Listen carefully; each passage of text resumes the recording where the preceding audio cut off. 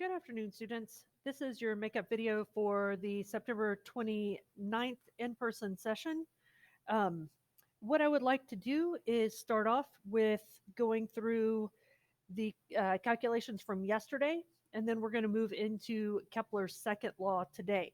We're also going to do a little bit with Newton's law of universal gravitation. You can find the information for what we're going to do in class today on your daily slide, and that will tell you what you need for class as well as what your homework will be.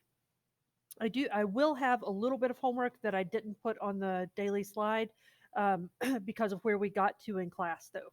So I'll try to update that. If not, then just pay attention here at the end of this video where I actually stop a little bit early and I have you guys do some practice on your own. Okay, so the first thing that I want us to do, now that you have taken a look at your daily slide and you have gotten out your materials, the first thing that I want us to do is to go back to your notebook from yesterday, and I want us to take a look at what my answer might be for this calculation number 3. I'm going to show you how to do this in a claim, evidence, and reasoning format because it's a little bit cleaner in terms of using claim, evidence, reasoning. That's something that we use a whole lot in science. We make a claim, we see if there's evidence to support it, and then we explain why that evidence is supporting our claim. So I want you guys to be familiar with this. I want you to be familiar with this as a way of working through and explaining and talking about claims that you make. It is, as a side note, it is useful in other places as well. It's not specifically only useful in science, but we do use it in a particular way in science. So the claim is that planet Q has a flatter orbit than planet Z. So our claim would say planet Q has a flatter orbit. The evidence for that is that the ratio of F to D, so the ratio of the distance between the foci to the major axis length for planet Q is 0.85, which is farther from 0 than the ratio of F to D for planet Z.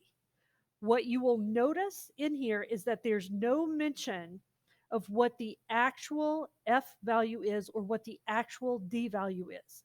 Because if we're talking about a ratio, it doesn't matter what those individual values are. What matters is what the ratio is. So what happens when you do the math to find the ratio for F to D? Okay, so then we're going to go on to our reasoning. In your reasoning, you could say, when the ratio of F to D is closer to 0, the orbit is closer to a perfect circle. Eccentricity is equal to 0. More oval orbits have an eccentricity, that's a ratio of F to D, that is farther from 0. Okay? As you look through that, you can go back up to the checklist. So are we talking about the formula as we work through here? And we absolutely are. We're talking about F over D in multiple places. We even talk down here at the bottom about the eccentricity, which is the ratio of F to D. So we kind of hit this E equals FD in a roundabout way as we go through this answer. Are we discussing the ratio of F to D? Absolutely. Yes, we talk about it here, and that's basically what we're doing with our reasoning. And are we referencing 0? Are we talking about 0 and talking about how those ratios of planets Q and Z compare back to 0?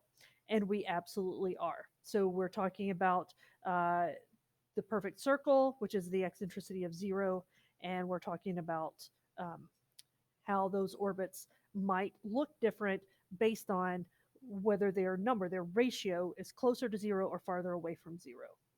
So this is an example of what you would want to use for your answer for calculation number 3. Now, we're going to move on to talking about Kepler's second law. This is what your notebook would look like for today. Again, instead of 9-9, you're going to want to put in 929 up at the top. This is a new series of notes, so you're going to want to go back to your table of contents and put this entry in. You can pause right now and take care of that uh, before we move on.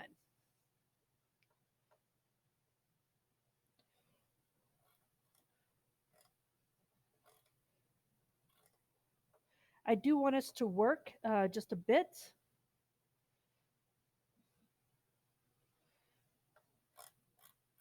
Here in your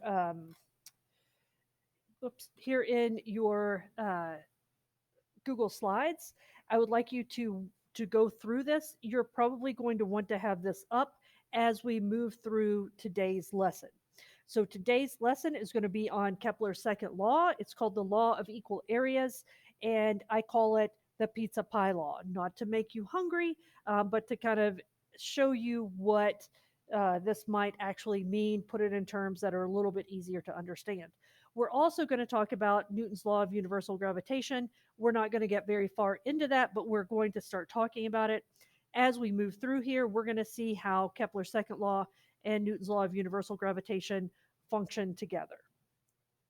And Kepler's first law will provide the basis for that. So if we understand pieces and parts of Kepler's first law and how we get an elliptical orbit, Kepler's second law and Newton's law of universal gravitation are just steps more, steps that are deeper into the understanding of orbits and the ability to predict orbital motion. We're again using HSESS 1-4, which is our mathematical or computational representations to predict the motion of orbiting objects in the solar system. And today, even though you can't see this very well, we're also going to add in mathematical representations of Newton's law of gravitation to describe and predict the gravitational forces between objects. You'll notice that I left out the information on Coulomb there.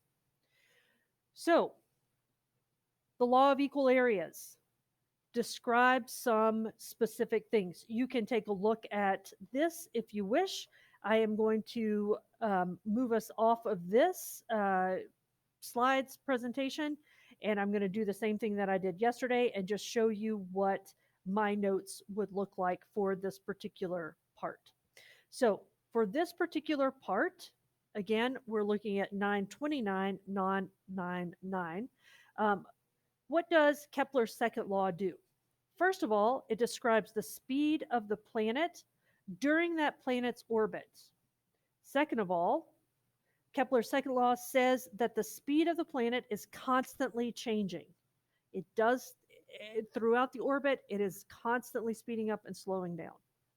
And Kepler's second law gives the basis for this idea. The planet moves faster when it's closer to the sun, and it moves slower when it's farther away. Kepler's second law gives the basis for that idea. Newton's law of universal gravitation, when we get to that, will start to help us explain why. Okay, so we're going to be heading that direction. Now, here's the basic idea of what Kepler's second law says. If an imaginary line were drawn from the center of the planet to the center of the sun, that line would sweep out equal areas in equal time. Let's talk about what that means. When we look at our planet, here's our sun and here's our planet. And this is the orbit of that planet. Each of these tick marks shows a period of time. So the time here between those two tick marks is the same as the time here between those two tick marks, is the same as the time here, is the same as the time way up here between these two tick marks. So basically what that's saying is, here's how far the planet is traveling in a certain amount of time. We could say a month. So close to the sun, the planet travels this far in a month. Far away from the sun, the planet travels that far in a month. What that means is the planet is having to travel faster here and slower here. It's kind of like if you are walking to advisory in the mornings, you're in 5 minutes, you're not going to cover that much space. You're probably going to cover that much space. Or you're going to dismissal in the afternoons when you want to get out of here and go get like cookies and milk at home. So you're going to walk a whole lot farther in that 5 minutes. So, how fast are you moving? And depending on how fast you're moving, that's going to tell how much ground you're going to cover in a fixed amount of time. Again, coming to advisory, it's slow going.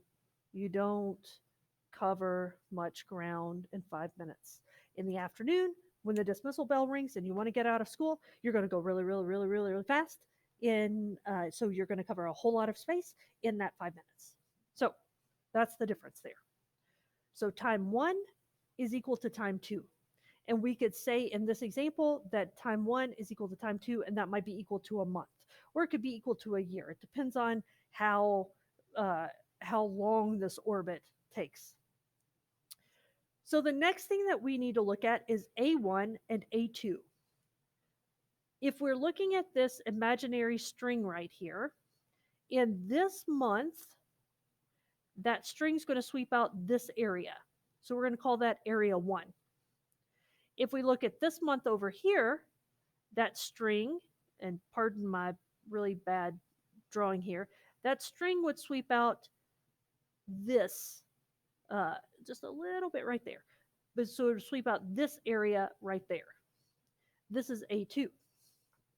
If if you cut a piece of pizza and you're really bad at cutting pieces of pizza, and you cut a piece of pizza that looks like this, and you cut a piece of pizza that looks like that, you're going to get the same amount of pizza here as you get here. So the same amount of pizza here as here. That's why I call it the pizza pie law. Even though your pieces of pizza are going to look really, really weird, you're going to get the same amount of pizza.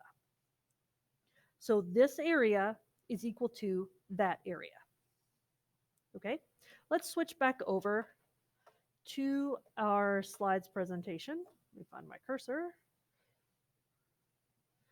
And let's go ahead and take a look at what this looks like with some diagrams. So the first diagram that's coming up is the sun and the earth. You can go back through and look at the notes over here to the side. They're going to be very similar to what I say, a little bit more organized, a little bit more formal, but I'll try to explain kind of in a little bit of my own words the same things that are here without reading them to you exactly. So if we look at this area right here of the Earth's orbit around the sun, and we compare it to this area over here of the Earth's orbit around the sun, we can see that the Earth is moving faster here because in whatever time period this is, and let's just say that it's 31 days. Let's call it a month here. So if we've got 31 days here, the Earth is traveling pretty fast over here, and so you've got a lot of distance traveled in 31 days. Over here, the Earth isn't traveling nearly as fast, and you have a much smaller amount of space that is covered here by the Earth. It's going to move a shorter distance. But if we consider that there's a string from right there in the center of the sun out here to the center of the Earth, and we look at what that string sweeps out as it goes to here. So here is our area 1, and we look at what that string sweeps out here. We call that area 2. Area 1 and area 2 are equal. So if you get a piece of pizza that looks like this, and you get a piece of pizza that looks like this, it's still going to be the same amount of pizza. This is what my really bad drawing was trying to show. Here's just a little bit larger view of that same thing. Here you have a graphic. So you can see slows down, speeds up, speeds up, speeds up. So you can see that the pizza slices are longer and thinner here, shorter and wider here. Still, those areas, those triangles, all have the same area. Okay, this is another fun graphic. The green arrow shows velocity. This is a vector. So if the vector is larger, so if it's a longer green arrow, that's going to correspond to a larger value. If it's a shorter arrow, then it's going to correspond to a short or a smaller value. So you can see how when the planet is closer to the sun, that green arrow is long. That means that the velocity is high. So the planet is moving quickly. If you look over here on the far side, this is the slowest part of the whole orbit, and you can see that the velocity arrow is short, and so we know that that is the slowest part of this orbit. Okay, if we look at the acceleration arrow and just look at the one that's pointing back toward the sun. So here with speeds up, now it's growing smaller, so it's slowing down, starts to grow larger, speeding up, starts to grow smaller, slowing down. So this is showing us with vectors the difference between, or the difference in speeds at various points on this orbit, and also it's showing us the difference in acceleration. When that purple arrow is getting smaller, that's showing us that this planet is decelerating or getting slower.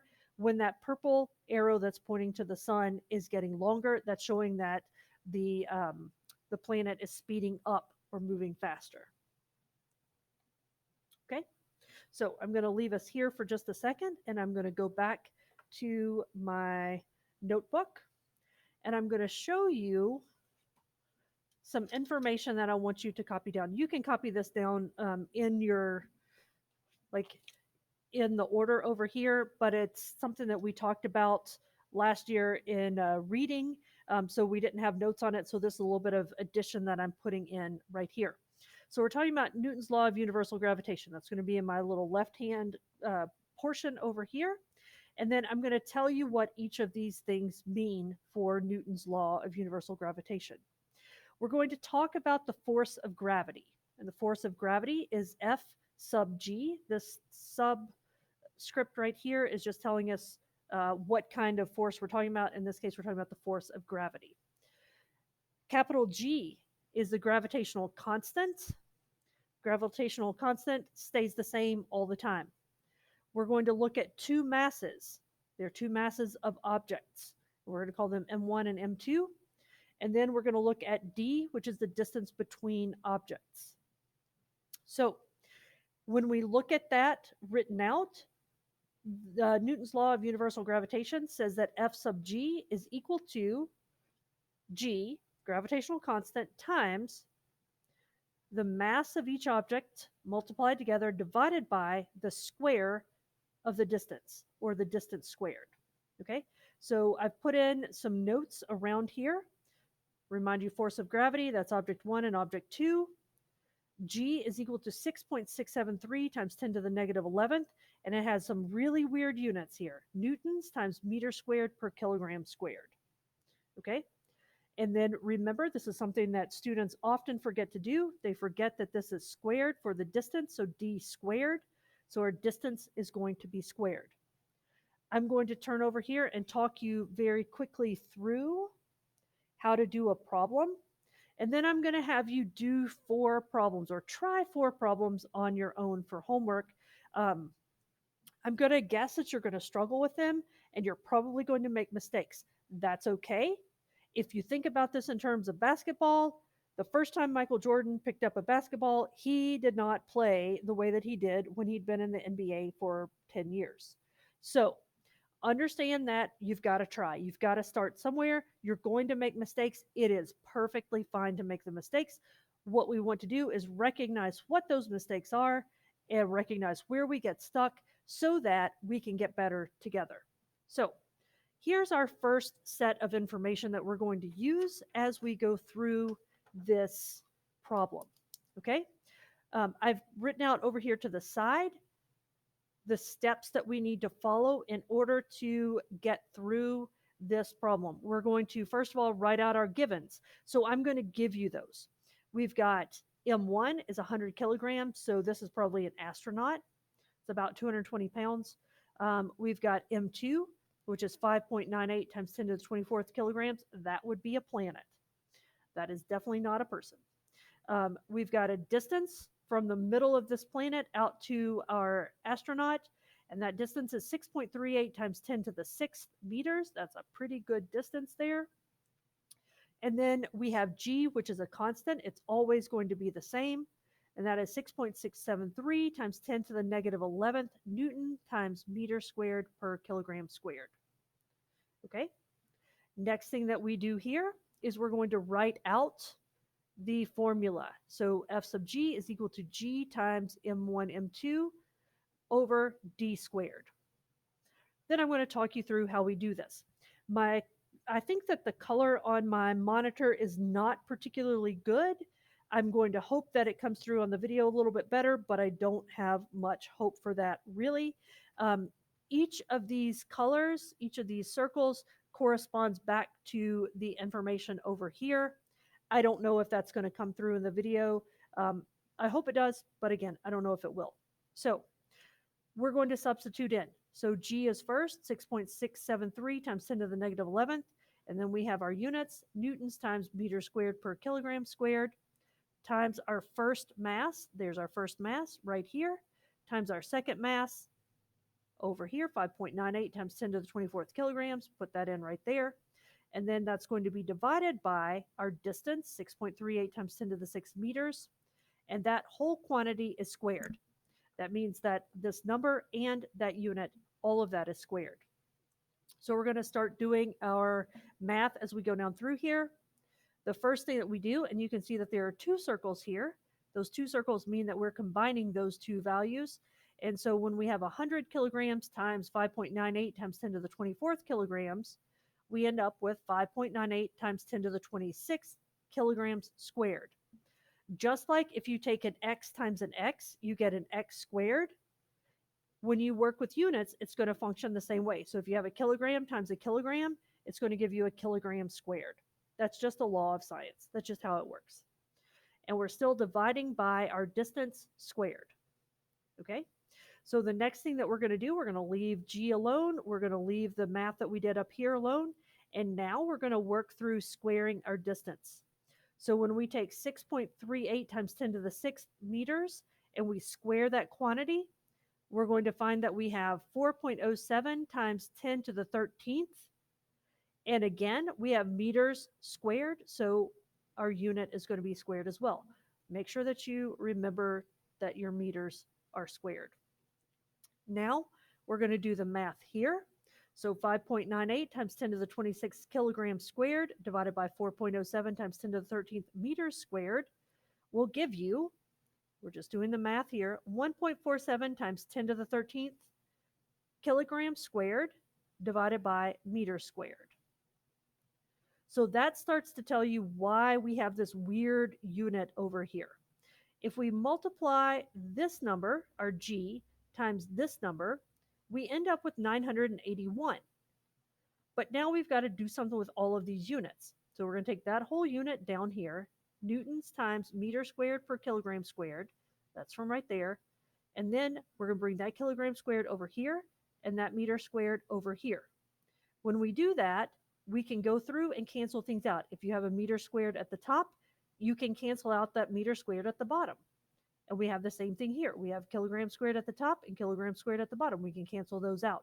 When we cancel all of that out, we're left with a Newton, and that is our unit of force. So our unit of force is 981 newtons. Okay, that is our answer. That is our force of gravity. So I'm going to go ahead and put that in. Force of gravity is 981 newtons. Now, what I would like for you to do on your own is I would like for you to work through these four problems. Your masses are going to stay the same, but the distances are going to change. Remember that G is also part of this equation. So G is going to stay the same always. It is 6.673 times 10 to the negative 11th Newton times meters squared per kilogram squared. So you're going to find an answer for the force of gravity when the distance between the two objects is this. Force of gravity when the distance between the two objects is that. Force of gravity when the distance is this one. And finally, the force of gravity when the distance is this one. I do want you to try this. As I said earlier, I do expect that you'll make some mistakes. That's okay. That's how we're going to learn. You can come in tomorrow, or you can email me if you're doing this online, and you can see where you get stuck, and then you can ask me specific questions about that. Ladies and gentlemen, that's it. I hope that this is helpful for you, and I'll see you in class or I'll see you online.